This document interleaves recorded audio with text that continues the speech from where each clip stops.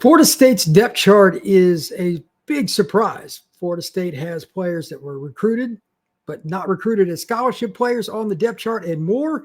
We're going to be talking about all things Noles heading into Alabama versus Florida State right here on Locked On Seminoles.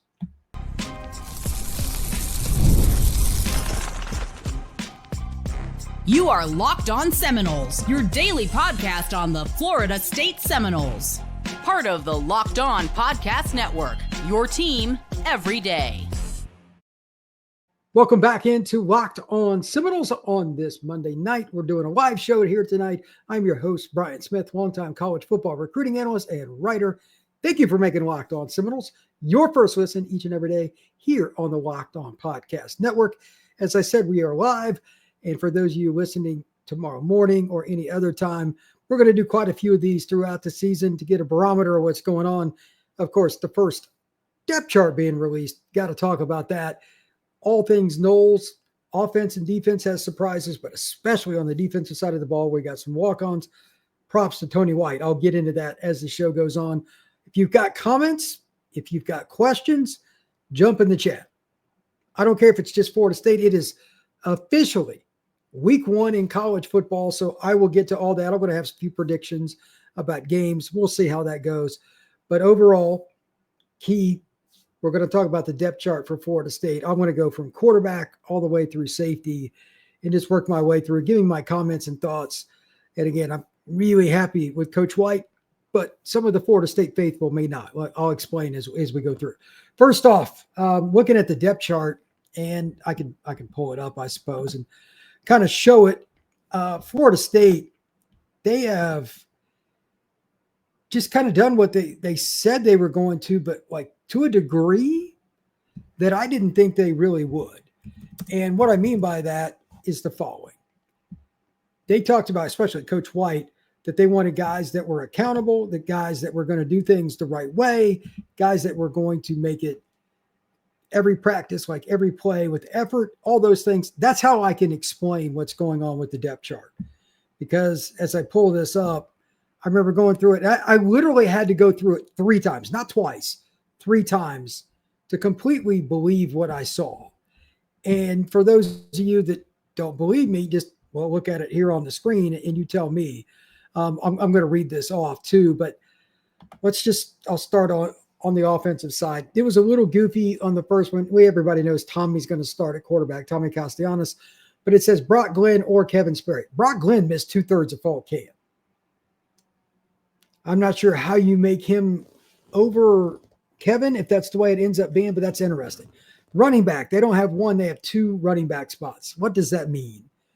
In Gus's offense, they rarely, and I mean rarely, play 2 running backs. So that's a little bit goofy to me, but they've got a ton of good running backs. So I don't know how you set it up, but it says Rodell Williams or Gavin Sawchuk. And then at the other running back position, they got Jalen Lucas or Usman Chroma. I don't think there really is a definitive one spot here. I don't think there's 2 either. I think it just depends on what they want to do on a given drive. And that includes all of the following: how fast they want to go, whether or not they want to play bully ball with fullbacks. They've got so many different guys at tight end that can do different things.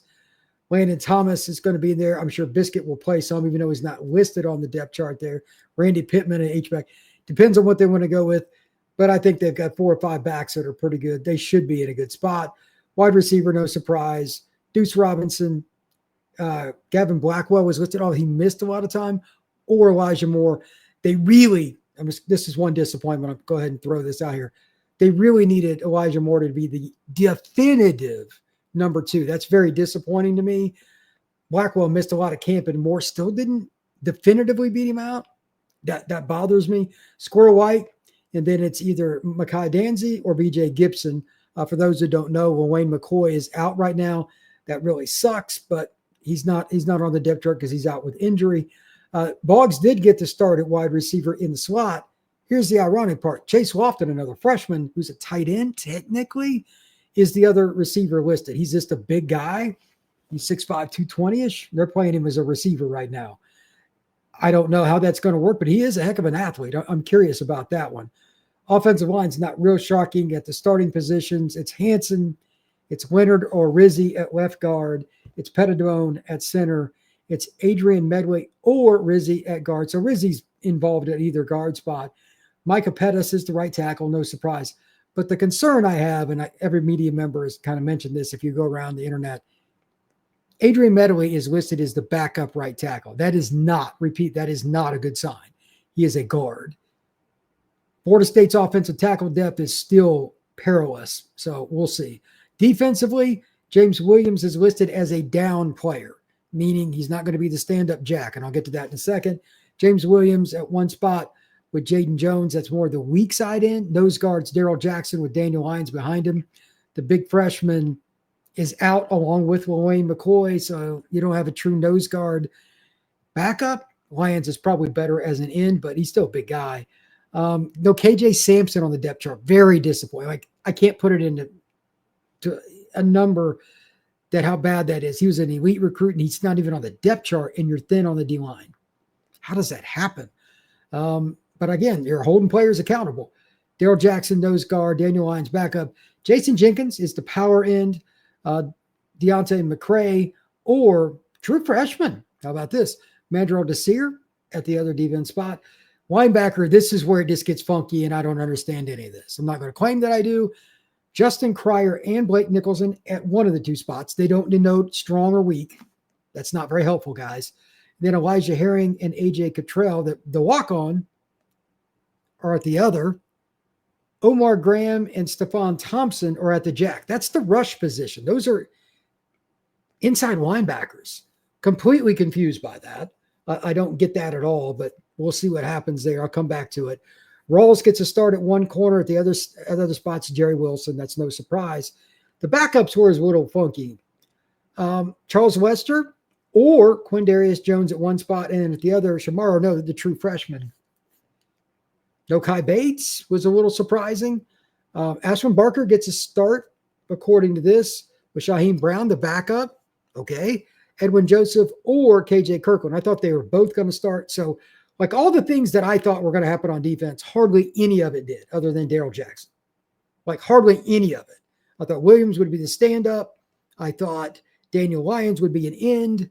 I thought for sure Stephon Thompson would be one of the inside linebackers. Didn't think there was any chance in the world Omar Graham would be playing the jack. Like, they have completely gone away from it. And either one of two things has happened. They've just said, to heck with it, we're going to just try this and throw mud at a wall. Or B, they're just going all in on culture, on defense, no matter how the result goes, which is concerning because they want guys to do it their way, come hell, come high water. I think it's the latter of those two. Again, several higher ranked players, whether from the portal or in recruiting, are not on this depth chart, especially on defense. What does that tell you? So this is my guess, and I'll jump into the chat here after I do a quick break. My guess is they're willing to take it on the chin. They're going to clean house in some way, shape, or form of guys that don't want to do it their way. I've said it a million times. I'll say it again now. Coaches are the most stubborn people on planet Earth. End of story. There is no second place. Either you do it their way or they will have consequences for you. Now, this is extreme because you don't have one, you have two. Repeat, two walk-ons, or traditionally speaking, what that would be considered walk-ons on the depth chart, ahead of guys that are scholarship players, traditional scholarship players. Further, you got guys that were elite recruits that didn't make the depth chart, and other guys that weren't as highly coveted and or younger ahead of them. This is a sign to me they're going full scale. We're just doing it our way. We don't care if this is the slowest climb ever. This is how we're going to do it on defense. Offense is a little different. There's probably fewer concerns because they got so many transfers they can plug and play.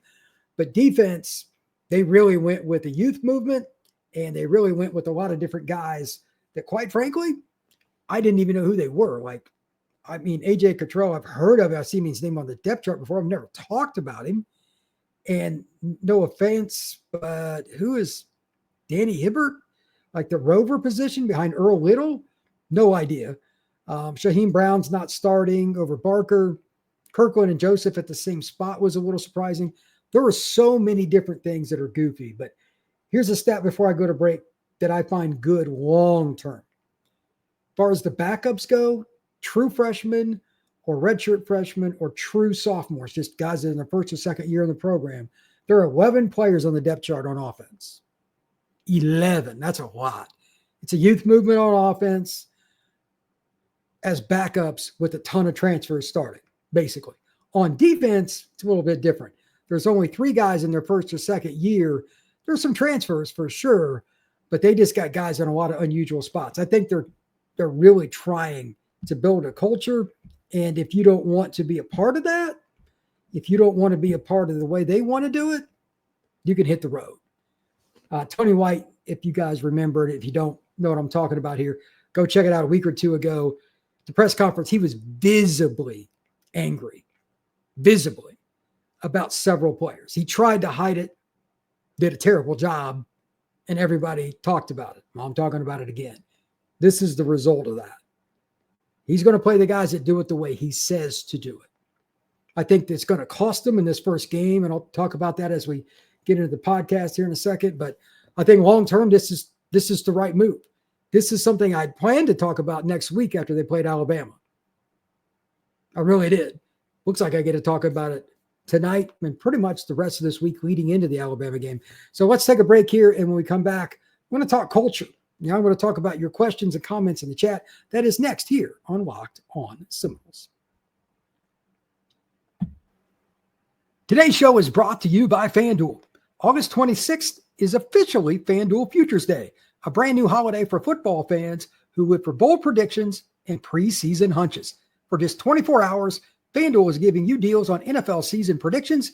So whether you're calling for your MVP, eyeing a bold shot division winner, or ready to crown your Super Bowl champion before week 1 even kicks off, this is your moment.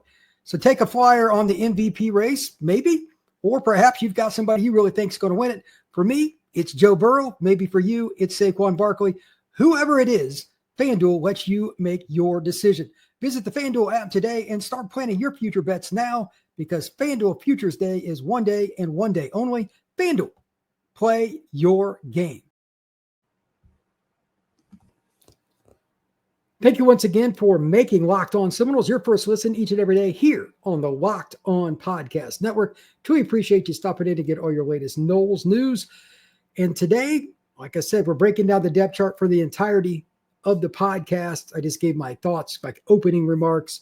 I've got a bunch of other comments that I want to go over, but I want to get into the chat first, get caught up on that, and then I will dive into more of my own personal comments. So from the get-go here, let's see, Brandon Gibson. Brandon, what's going on, brother? Let's go Noles. This is from Seminole Zach. What's up, guys? And how we feeling? Confused is how I'm feeling based on the depth chart. I'm still trying to really get through it and understand it. I'm going to need a lot of time. I've been researching it for hours, and I'm still not really sure what to make of it.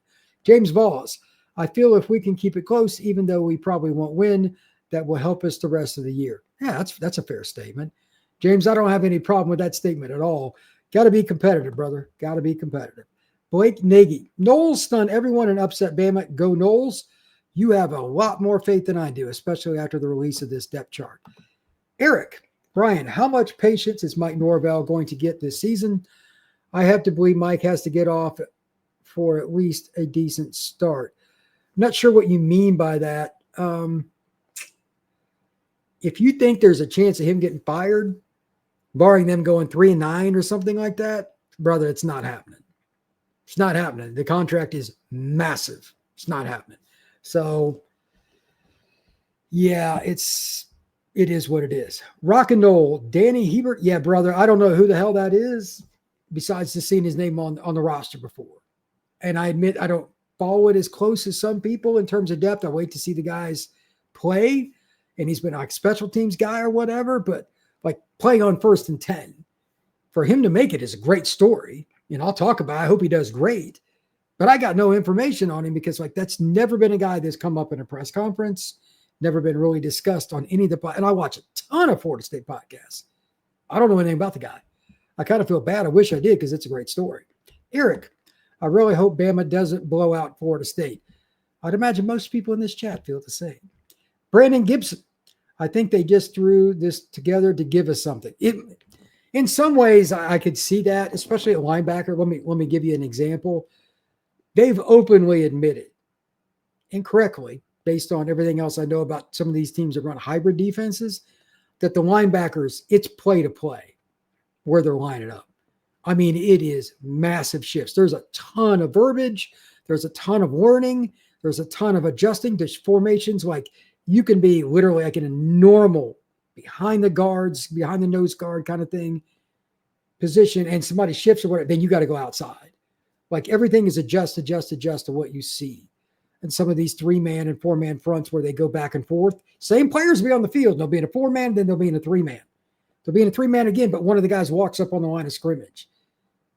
So what they're listed at, I'm not sure, but you got inside linebackers listed at the jack position, and they have openly said the jack position is going to be the stand-up outside linebacker that rushes the passer. It's not what inside linebackers do. It's not. So somebody explain that to me. The only thing I can think of is one that's really horrible, but I just think it's the truth. They literally don't have an outside linebacker to rush the passer. They don't even have a depth chart for it that they're ready to use. Like the true freshmen they brought in aren't ready. And James Williams, because they're not as deep on the traditional D-line, he might play it a little bit. Amari might play it a little bit. But they need James with his hand in the dirt. So they're just insanely short. And this is what they've come up with. I don't know. If they play James standing up in this game, will it shock me? Because this is a bunch of bull, as you're alluding to. That wouldn't shock me either. This just in. College coaches do 3 things at press conferences. They lie, and they lie. Period. Especially about injuries and depth charts. So I get it. But they really don't have a true 6'4", 240-pound guy that is a pass rusher. That's a big concern for this season. Sanders Clardy. What do you know about Donnie Hebert and Shamar Arnaud as backups on defense? I've never heard of them. Arnaud's a true freshman, and he's legit. It's a kid I had a chance to see. He's from Carrollton, Georgia, elite recruit offered by numerous programs around the country. Southern Cal, Auburn, Bama, all kinds of programs offered. Now, the kid you mentioned first, Hebert, whatever his name is, he's a former walk-on. I don't know if he's on scholarship now with all the new rules. I don't know how that really works. But if he's truly on the depth chart like that, I need to see it to believe it's more than a culture move and to put guys on notice. Because there's no way in the world he's more talented than some of the other guys. But if he earned it, I'm down with it. Brandon Gibson. Shamar is a 4-star DB. A lot of talent, just young. That's 100%. Arnaud is really long. Like he's a 6'2 kid. He could move. Donnie, he's an ex-walk-on. Correct. R.A. Nixon. Nothing Saturday. Guard it in gold until I'm dead and cold, no-blooded. Gregory Morin. Fun times. Yeah, dude, this is wild. Like, I don't know if I've ever read a depth chart and been more confused. I'm over 50 years old and followed football my entire life. It's hard to confuse me with a depth chart at this point, as much as I study Florida State literally every single day of the year. They did it, though. Congratulations. Mike Merrick. What's up, Brian? And chat. Go Knowles. What's up, Mike? How you doing, brother? Curbman. The jack is the same linebacker rush in depending on the matchup, and Omar rushed the passer a lot in high school. I'm not saying you're wrong because that sounds correct, but Omar is still, his frame and his length, his measurables, fits inside linebacker at the major P4 level. Think about this. The first offensive tackle off the board next spring, very good chance. It is none other than Alabama left tackle, Caden Proctor. You know how big Caden is? Yeah, anybody want to take a guess? He's listed at 6'7", 366, and he's light on his feet. You're going to put an undersized inside linebacker on the edge against him? Somebody explain to me how that's going to work out. Now, if they want to go 3-3 in a true sense and just rush 3 guys and drop 8 all day and just take their chances, maybe have some fire zone with it, okay. But you're not going to tell me that the best plan you have is to take an inside linebacker and make him an edge and go against Caden Proctor. And then their other tackle, Wilkin Formby, he's 6'8", about 320. They have length for days, and you're going against linebackers? I just don't see how that's the greatest of ideas. Maybe I'm wrong, but I've never even heard of that. Mike Merrick, Knowles will get the W. Mike, I hope you're right, but right now I'm not feeling real warm and fuzzy after seeing this depth chart. Jack Fi Vlogs, you guys have to understand there will be nothing handed out this year defensively. They are putting out the people who are working their butt off. That is fact. Jack, that might be the post of the day right there, brother. I have no problem with it. I agree with what you're saying. But I'm just saying, looking at the game, and as I get closer to the game, making a final prediction and all this, all the turmoil from my end, I mean, I'm obviously not in the Florida State coach's office, makes me think that Alabama's about to roll them because Florida State's just like, screw this. Too many guys are not doing what we want that are higher level players in terms of physical output. We're just going to play the best players for effort, not for physical skill. It's never good when your best players aren't giving their best effort. I get it, but it seems like a lot of guys fit that, and that is a major problem. And you got a couple injuries too. That sucks, but Florida State is shorthanded as it is, and putting walk-ons on the depth chart makes me nervous. Blake Nagy, what happened to the linebacker from UNC? Lavely, thought people were very high on him. He picked up in the portal. I think he's been banged up some. That's a great question, Blake. I believe he's plausible to play, but he's been nicked up for quite a bit of camp, and I just think that's the reason he's not on the depth chart. I don't really put a lot of stock in that otherwise, though. No, Patel Lavely is banged up, I hear. Yeah, that is correct. Could a youth movement by Norvell more time if he doesn't hit a decent win total? I was actually thinking about that question earlier today, and I was going to pose it to the chat myself. So this is from Jay Craig. I want everybody to think about this. I'm going to read it again. Could a youth movement by Norvell buy him more time if he doesn't hit a decent win total? It depends on how long you mean, because I think they can go 5-7 this year and he's not getting fired because of the contract. I know everybody's angry for me saying that, but I'm 100% on that. He's owed $50 million. And if you fire him, that means you're probably changing coordinators too. That's a lot of money you'd lose on them. They don't have the cash. With that being stated, I would rather him go with the youth movement because sooner than later, and I'll go into this in full depth next week after the Bama game. I need to see a game first to do this, but here's the cliff notes. They're going to have to eat it either this next season or the season after. And I mean eat it. Completely cut the portal off and display younger guys, even if that means going 4-8. You got to get back to a high school base. Like 80-90% of your starters, high school players. You have 5 transfers, okay, whatever. But you've got to get to that point. You can't keep just hitting the portal. It's running younger guys off, and it hurts you in recruiting too. It's not one or the other. It's both. Let's see here. Billy Titchener. I'm thinking Tommy's going to surprise us all. I think Tommy will do pretty well.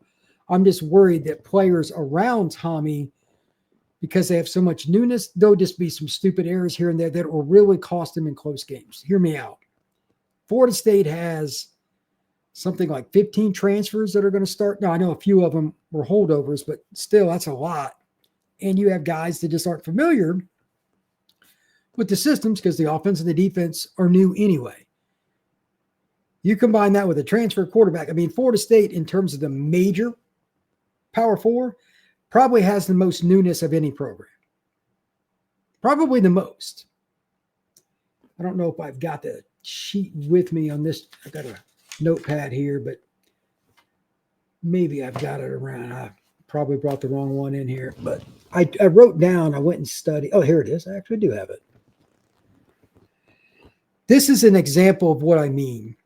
In terms of transfers that are in the lineup, whether this year, last year, whatever, this is what the transfers are at some of their rivals in the starting lineup. Ohio State has 6, Notre Dame 2, Texas 4, Penn State 7, Georgia only 2.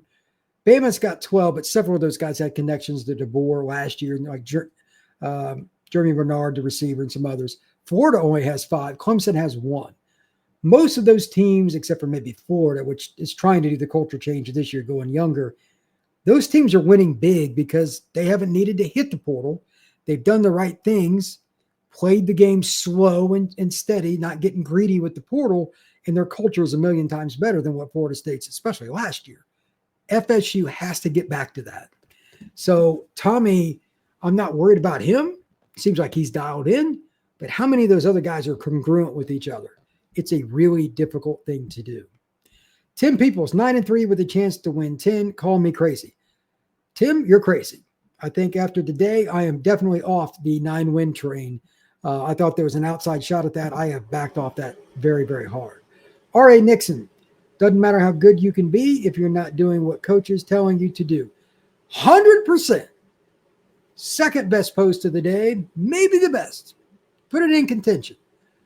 This is why, as much as I hate it for the short term, because I am not a patient guy, Florida State had to do this next year or the year after. Looks like to me they're kind of starting now, especially on defense, or they're like, to heck with it. We're just going to play the guys that do what we tell them to. If we get our butts kicked, that's fine. We're going to get rid of the people that don't want to do it right, and then we'll just reboot this sucker. Right now, I'm just going to ask, is everybody okay with that if it's the long-term play? Because I know Florida State fans, because they've been used to success, for the most part, want zero interest in it. They have zero interest. And I get it. I get it. But if the only path is to get there, you got to eat it with a whole bunch of young players. And again, let's see, they got 11 sophomores and freshmen on the 2 deep on offense. And then on defense, they got 3. So you're littered with young players and you got some transfers. To me, it looks like they're going to go with the youth movement, and next year they won't have many seniors that start. That's my guess. Some really talented guys.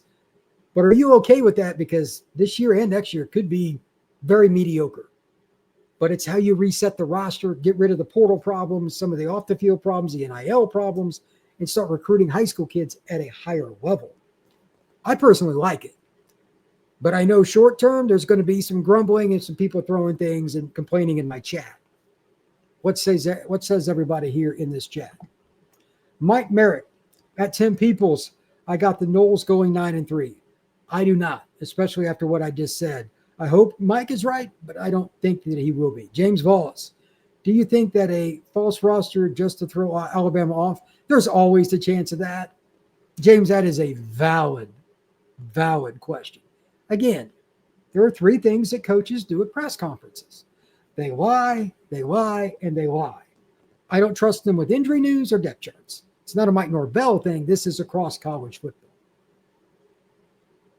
That's why, like, people that gamble have more success with the NFL. The depth charts are far more accurate. In college, if you ever gamble on a game where you think you've got an accurate depth chart, you're an idiot. There is not a single depth chart that is correct in college football. Not one. Not even close. And the injury report makes not close look very good. Never, ever believe any of those things at the college level. No Patel. I don't think this team will quit, unlike last year. Better culture, guys. That I agree with. And it's a slow build. This is a great point. It's not fun to do this. It is a slow, tedious, hideous process. Hideous. Florida State still has to do it. They're not winning the title this year or next year anyway. You need to reset your roster. This year's effort, all the portal guys, was Norvell saving face because they won 2 games. They just wanted to get to a bowl. They'll never admit that, but I'm not stupid. They went and took a ton of transfer guys. They didn't have any choice, especially at line. But you're going to have to eat it with young linemen, especially next year. Like, they may take a couple of transfers for the offensive line, but like overall, looking at the depth chart, I mean, Makai Danzy and all these young players, BJ Gibson, Wayne McCoy, you got all these young guys just at receiver. Landon Thomas is a sophomore. You got Chroma as a freshman running back on the 2D. You've got all this youth. Kevin Sperry, they're going to have to eat it. I'm okay with it if it gets you to where you want to be long-term. It may be a 4-year process. Norvell may not be there at the end of that. This is still a very attractive job. Hello, Wayne Kiffin or whoever it is. I have no idea. Somebody else, I think, will end up at the end of this process, but you've got to go through it. So we'll see what they do. Tim Peoples at Mike Merrick, my man, Billy Titchener. Billy, I hope you're right with this, but I think that we need to get you checked. Billy is predicting 11-1 for the Noles. Billy, are you okay? We may need to seek a doctor to send to Billy's residence. Ray Dripper, I feel bad for FSU fans after seeing that depth chart. Probably not wrong. It's wild, but there is, like I said, if they do this right and they stick with it, long term it's good. This may not be good for the short term for this season. Nopatal, think we may see any Wildcat? Yes. Matter of fact, that's a great point. I want to hit on this. I am going to be floored if Florida State does not use Wildcat multiple times this year. Two reasons. Number one, Gus has always done it. He's used it in just plethora of different ways.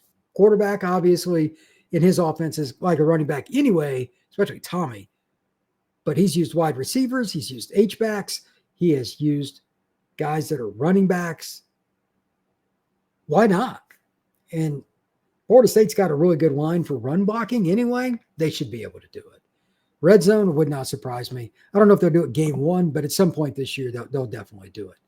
Luke, is Kevin Wynn going to miss the Bama game? Yes. He is not in the lineup.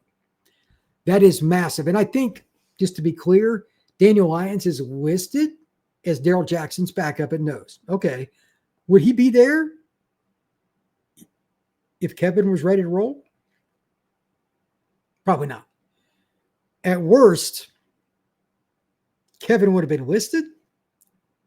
Maybe Lyons is listed as the backup, and there's an or. Because like I said, they're going to run 4-man and 3-man line. They only showed it from a 3-man front, and that's fine because their defense is very complex. They'd need 3 depth charts just for the defense. And I mean that in a literal sense. It is what it is. So I think they did the right thing and just giving their base. But I think Lyons is going to play into quite a bit this year too. So it is what it is. Child, please. It says dadgummit. Let's see. Wynn is out from Nopatal. Henry Wiggins. He isn't on the depth chart. That is true. I think it is smoke screens from Henry Wiggins. There could be truth in that. Again, I'm not going to sit here and say Florida State is giving an honest depth chart all the way through. I never believe anything with that stuff. I've been very clear. Today's no different. How many snaps will Jalen Lucas have? Great question. That is from Nopatal. I'm going to go, Florida State will get 70 to 80 snaps. I'm going to go 25 on offense, and he will also get, I'll go 35 because I think they'll use him receiver and running. That's the other thing. Like Jalen Lucas is an omnipresent kind of player. Running back, slot. They may use him at H-back to try to get a linebacker on him in one-on-one cover. There's all kinds of things they could do. So over 30. And where he winds up from play to play, brother, I have no idea.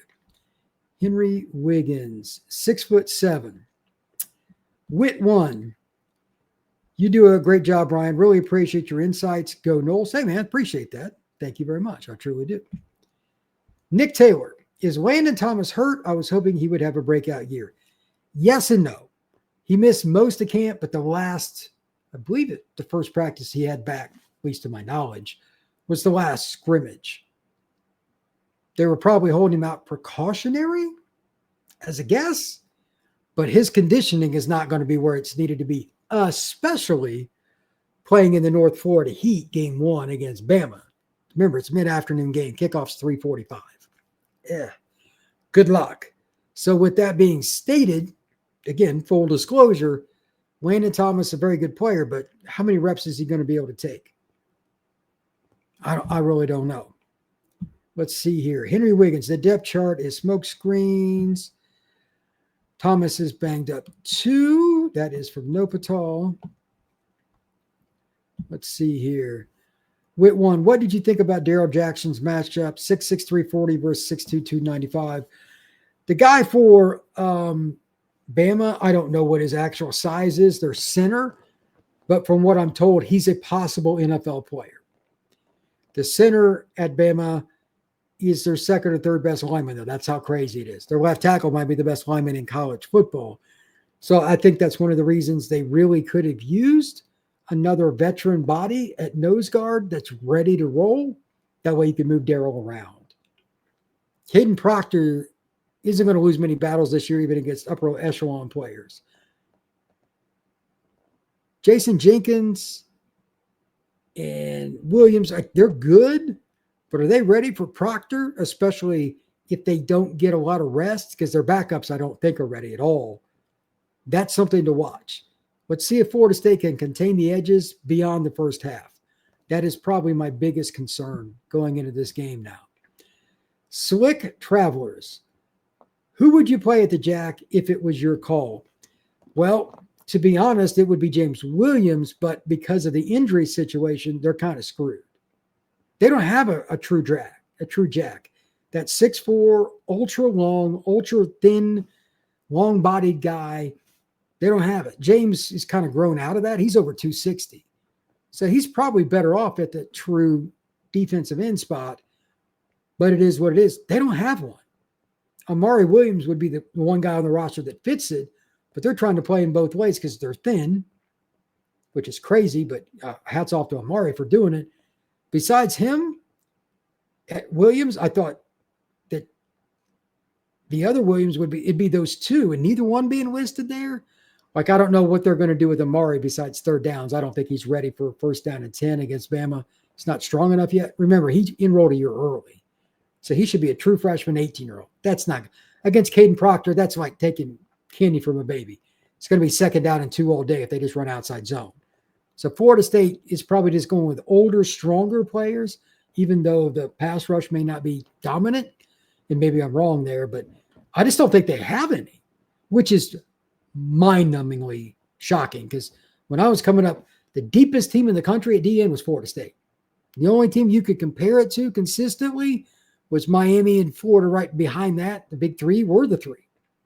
Defensive end, it was the three best teams in the country were Florida State, and Miami, depending on the year, which order it was. Florida State's not, and they're not a top 40 team at defensive end right now. It's just unbelievable. Let's see. Psycho Seminole. Didn't see Kai Bates on the depth chart. Is he hurt? If he is, I'm unaware. I haven't heard. If somebody's got something on Kai, I would love to know, actually. Bibby. Bama's O-line is fat. They're going to try and bully us. We got to stop the run and run the ball. Bama's offensive line is also very athletic. Nopatal. Norvell had to be greedy in the transfer portal. Is a train wreck when he arrived, and then bam, COVID. He had no choice. When he first got there, the roster was so bad. I ain't mad at him then, but he never let off the gas. You know what I mean? He took the low-hanging fruit with a lot of risk for culture. Coach has got to be able to read the room there, and he missed. Remember last year? All the smoke that Norvell was blowing about how great it was? Remember that? Remember that? Georgia Tech was one thing. It was at least close. But they just got worse. By game 3, the season was over.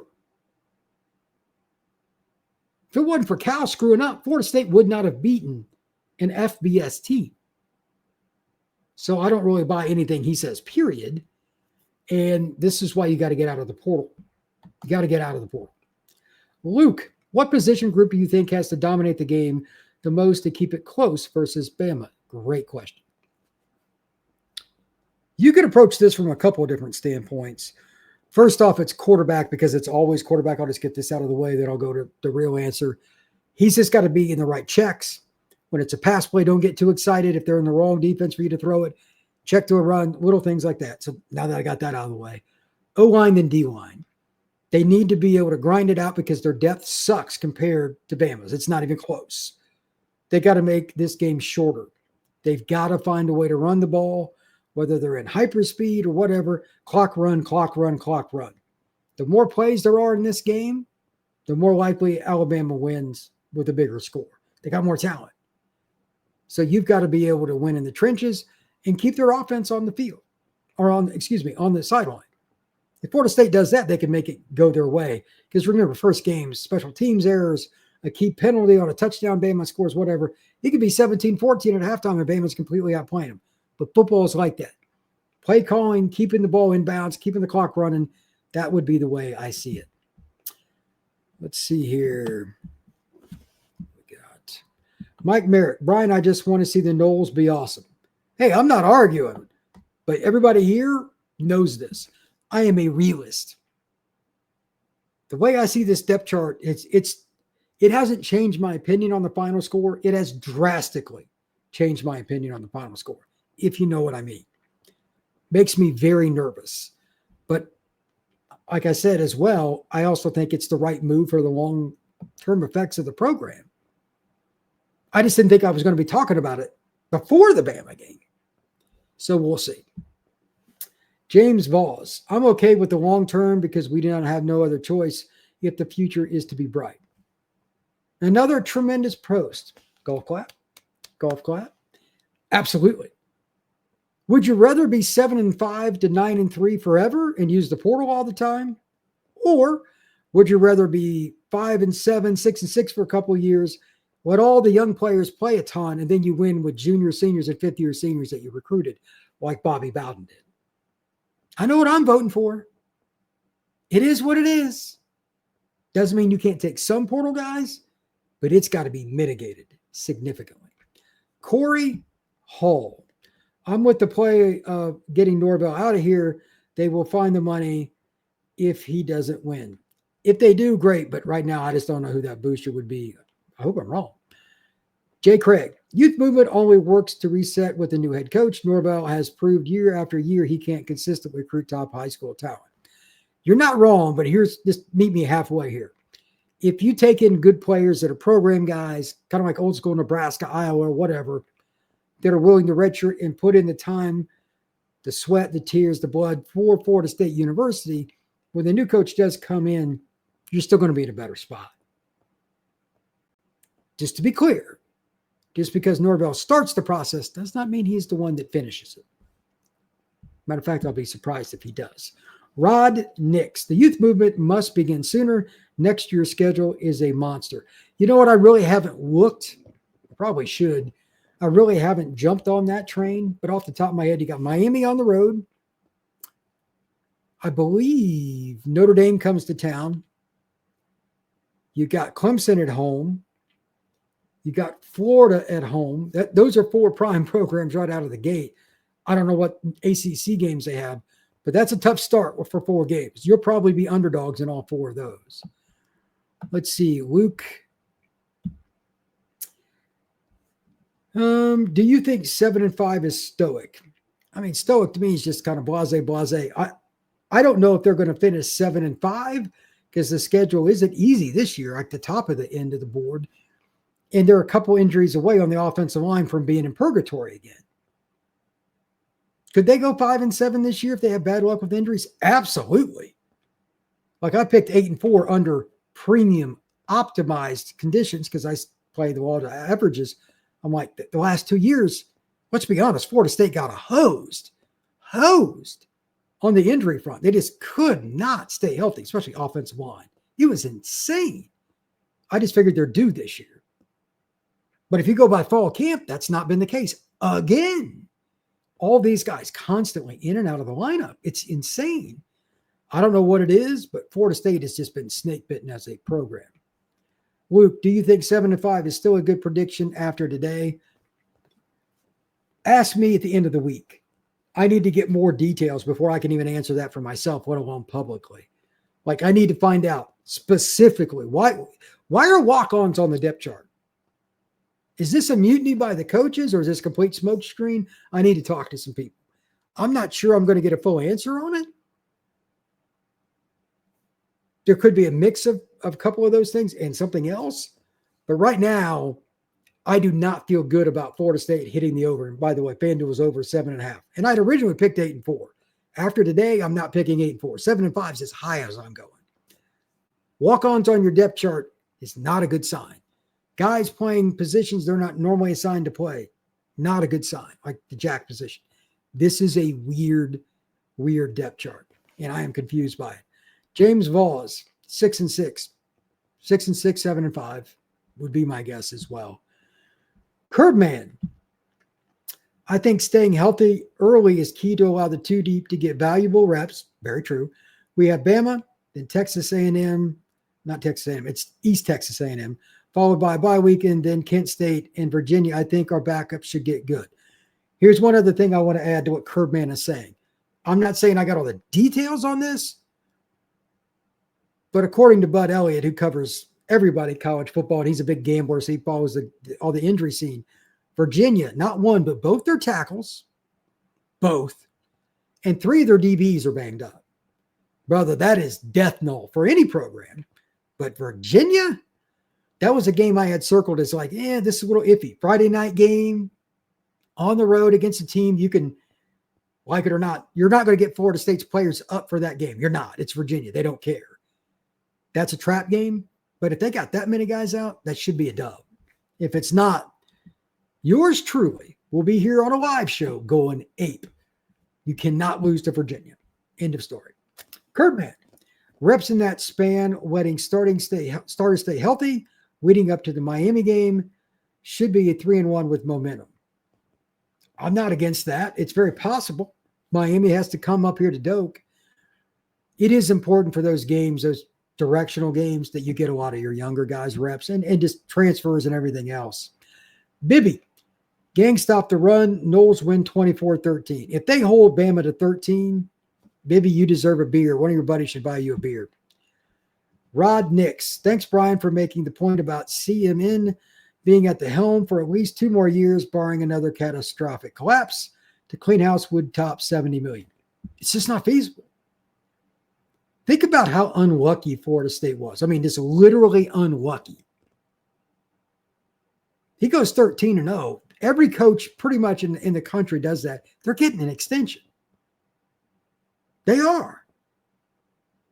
In the history of college football, it is the worst one season to the next that I've ever seen personally. Now, there may have been something before I came onto this planet in the early 1970s, but not since I've followed college football. It is what it is. Coop the Monster. Those tackles are going to be getting cracked by stunts. Could be. Let's see. Galaxy King. Florida State fan would have to explain to me why the outage over the depth chart. I mean, why so surprised if those players are in the roster in the beginning? Because a couple of them were walk-ons, and some of those guys weren't as highly acclaimed. Like Shaheem Brown's not even starting. He was your leading tackler. It's a weird depth chart. I just think there's a combination of cleaning house, and you're going to do it our way, even if that means we have to lose. Like they are trying to set the culture, especially on defense. I get it, but that also makes me mad at the players. It's not so much I'm mad at Coach White. I get it, but it's going to cost them games. Nobody in this chat wants to see Florida State go through that. There's a point where you have to get to, like Bud Elliott's recruiting ratio. Playing walk-ons is not how you get there. It's not.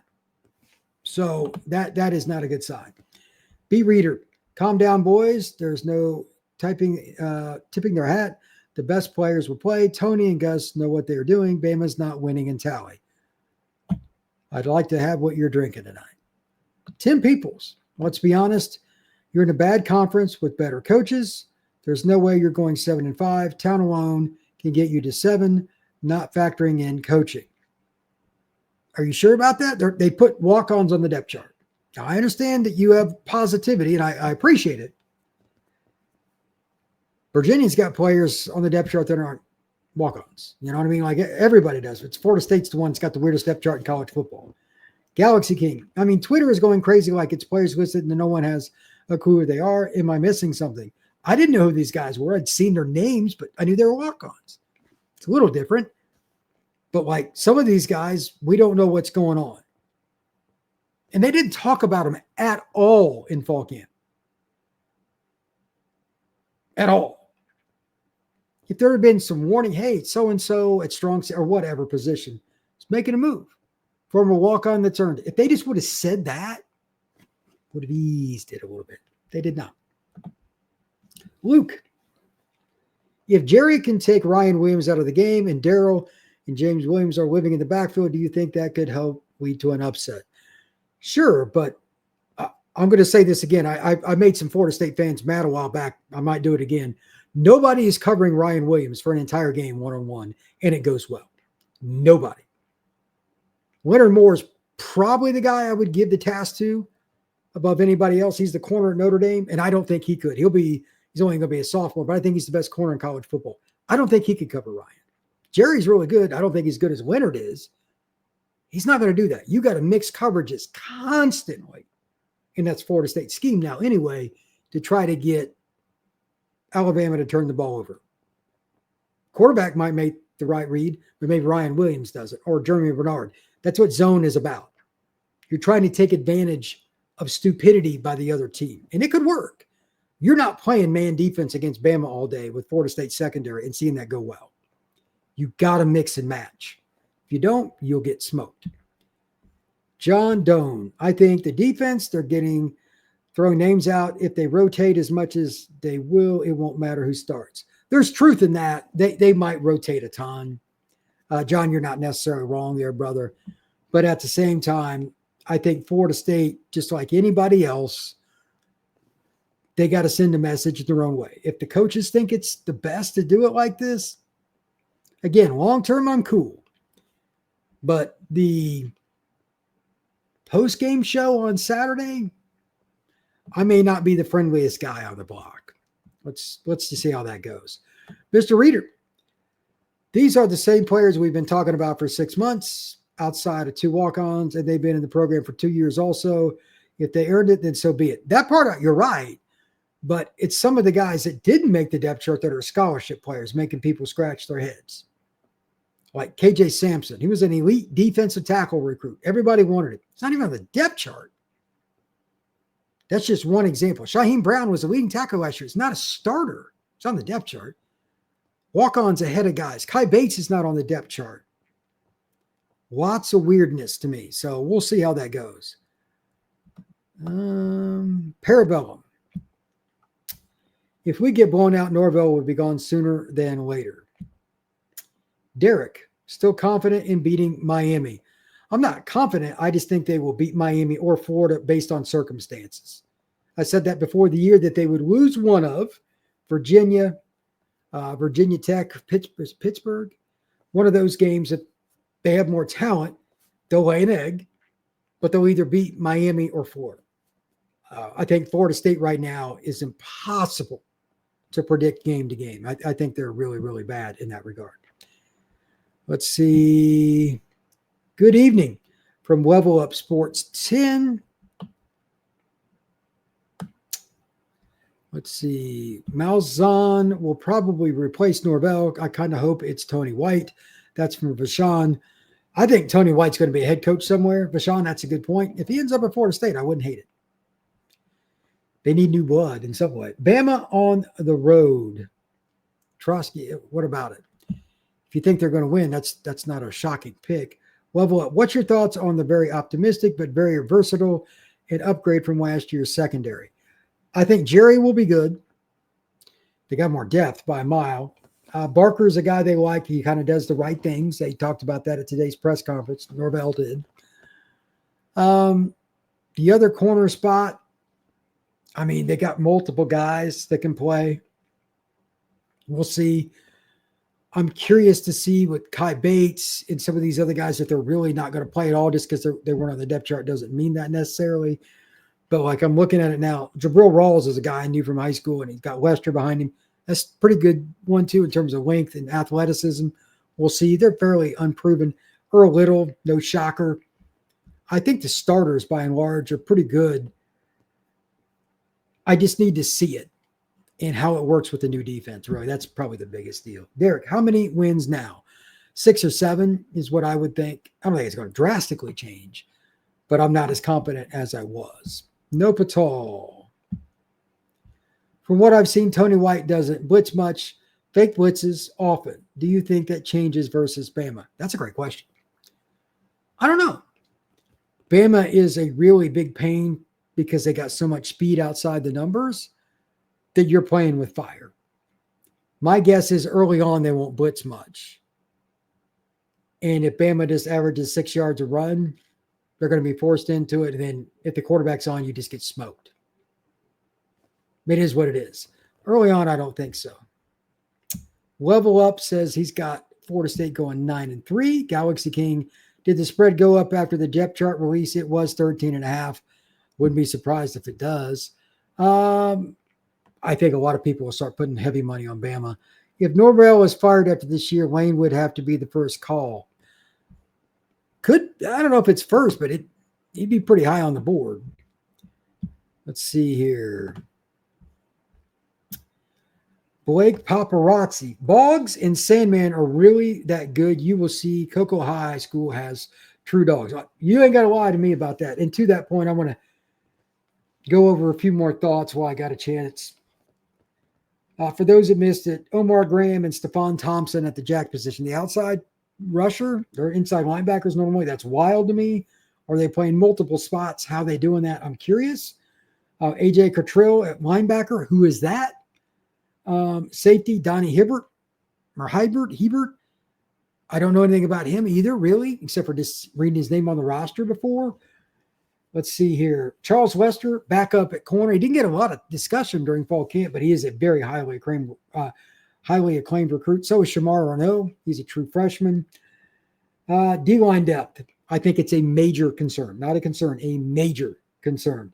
Running back. Who's the number one if they're in a one-back set? Is there one? Two-back sets. Are they going to use them a lot? I'm not sure. Offensive lineman, as this young man brings up. Sandman Thompson. He was really good when I saw him in high school, as well as Boggs, as you know, not surprised. Adrian Medley as the backup right tackle. Yeah, not really friendly with that because he's a guard. Good player, but he's not a tackle, in my opinion. Is it Kevin Sperry or Brock Glenn as the backup? Do we really know? It's an important question. At some point this year, Tommy's going to get banged up. Somebody's going to have to come in. His style of play, he's going to get banged up. Just something to think about. Wide receiver, the guy I'm kind of, out of all this, the guy I'm probably most excited about, except for maybe Sandman, that's a great sign. Having a true freshman already, that number 2 guy at center. Mekhi Danzey makes a position switch. Let me see here, just to confirm. Let me look at the depth chart again here real quick. Mekhi Danzey is listed as the pure number 2 behind Squirrel White. You go, man. That's pretty impressive. And then finally, Norvell's press conference. He seemed pretty comfortable. Just want to make that comment. I don't know if it's a scenario where he's just kind of over fall camp and he's exhausted, but he seemed pretty calm today. So F8 Tal Jedi 2672. The FSU defense will be welcome surprise Saturday. Maybe. Level Up. I agree, Black. I'm a big fan of Boggs. Yeah, he's legit. He is listed. He is listed as a starter for reason. Parabellum. If we go 5-7, goodbye, Norvell. Let's see. Mike Novak. I can't stand the team you pull for, but appreciate the way you report. Right down the middle. Found your content through a collab with Dono. Yeah, I tell it like it is, brother. And thank you for the honesty. It's just the way it is, man. I don't know any other way to report than this straightforward honesty. Rod Nix, great point, Brian. That UVA game is the game that sets the tone. It's a Friday night game on the road. Got to win that one. Don't take the Cavaliers for granted. Galaxy King. Okay, I didn't know walk-ons was starting. Yeah, that's insane. Not starting, but they're on the 2 deep. Both of them are key backups. One at safety, one at linebacker. That's wild, right? Like, with all the players they have, it's just weird to me. Bibby, you give Bama too much credit. They weren't good offensively last season. For pass blocking a run, Burrow's legs and Saban are gone. FSU at home will give Bama hell. I'm not saying it won't be competitive for a while, but I just think Bama has far more talent. Galaxy, is it the new walk-ons, like the guys who get the NIL instead of the scholarships? To my knowledge, those guys have been here a while, but I honestly don't know. Should we worry about the recruiting? Always worry about recruiting. It's the number one thing for your program. Messiah, I'm 1 hour late. Sorry, took 10 push-ups on me. Go Knowles. Hey, man, I'm going to post this in the morning. Enjoy it if you want to go back and look at it tomorrow. Nunu Braxton, we're either going to be drinking in happiness or sorrow. Great post, man. Great post. Messiah, I see a W and I'm talking big W. Are you drinking right now? South Texas dude, do you think it's healthy for Malzahn to adhere to his 64 run pass ratio with the receiver stable we have?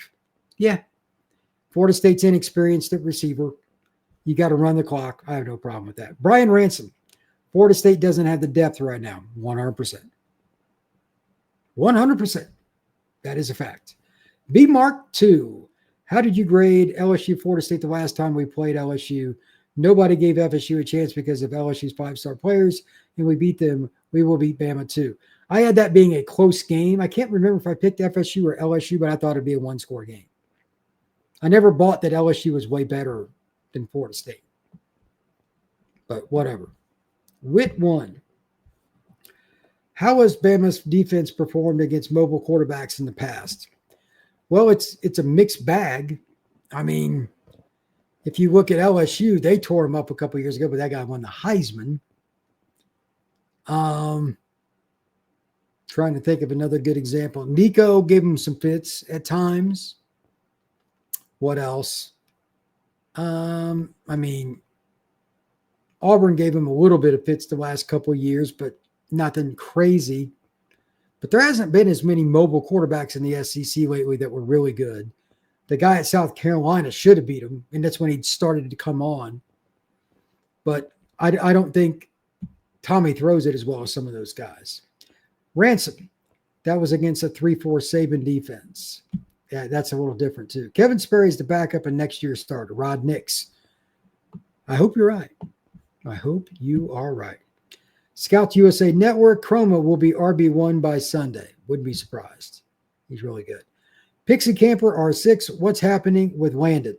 He missed 2/3 of camp. I just don't know if he's in game shape. That's all I got. They're not going to give us any more. Trotsky Jefferson. Might have the same type of players on the squad, but I think Nebraska held Ohio State to less than 70 yards on the ground. Please let this type of defense show up this year. Amen to that. Amen to that. Jay Craig. Knowles doubt their win total. Go Knowles. Luke. It's nuts that this is Norvell's 6th year and the depth is a huge part of the concern. You said it. 100%. Wizza 23. No, you cannot. Jay Craig. Jackson Arnold with OU ran for over 130. That was wild. NIL has destroyed the game. You are not wrong. You are not wrong. Well, folks, I appreciate everybody stopping in. This has been a blast. I wanted to talk depth chart, get a little feel, if you will, for everybody's thoughts. But again, go check out the depth chart. Look at it on X or Instagram or wherever you want. It's probably on numerous different Florida State related sites. You can check it out. It should be on all of them. Florida State's athletic site, Knowles 24/7, War Chant, whatever you want. But I'm just telling you, this is a wild depth chart, and we should definitely think about it from the perspective of, hey man, it's really wild to have this many moving parts. We're just going to have to watch the game now. I don't know what else to say. We're just going to have to watch the game. So it is what it is. Please like and subscribe. Make sure that when you're going out talking to people, mention, if you would, the Locked On Seminoles podcast. Try to bring as much information and honesty. There will not be a more honest guy than me in this covering Florida State. I guarantee you that. Good, bad, or indifferent, I'm going to let it rip. That I hope everybody appreciates me for. But once again, thank you for checking out Lockdown Seminoles. We will see you again tomorrow.